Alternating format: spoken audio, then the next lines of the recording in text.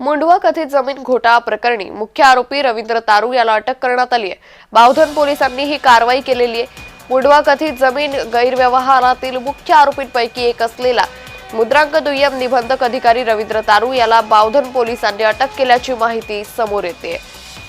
तर मुख्य आरोपी रवींद्र तारू याला अटक करण्यात आलेली आहे। खरं तर उद्यापासून सुरू होणाऱ्या हिवाळी अधिवेशनातही हा मुद्दा चांगलाच गाजण्याची शक्यता आहे। मुंढवा कथित जमीन घोटाळा प्रकरणी सामाजिक कार्यकर्ते अंजली दमानिया यांनी पार्थ पवार यांच्यावर मोठे आरोप केलेत। त्याबरोबरच अजित पवारांनी आपल्या या सगळ्या प्रकरणाची चौकशी जर निष्पक्ष व्हायला हवी तर आपल्या पालकमंत्री त्याचबरोबर उपमुख्यमंत्री पदाचा राजीनामा द्यावा अशी मागणीही केली आहे।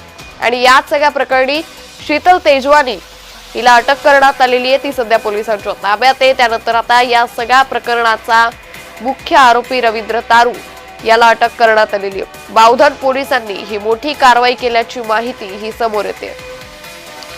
या संदर्भात अधिक माहिती घेऊयात आमचे प्रतिनिधी अविनाश पर्वत यांच्याकडून। अविनाश, मुंढवा जमीन प्रकरणी आता मुख्य आरोपी रवींद्र तारूला अटक करण्यात आली आहे, काय अधिक माहिती?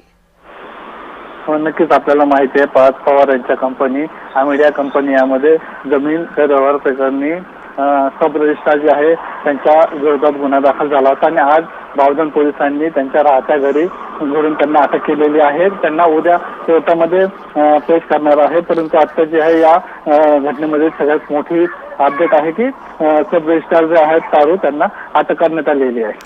निश्चित, धन्यवाद अविनाश आपण दिलेल्या सविस्तर माहितीसाठी।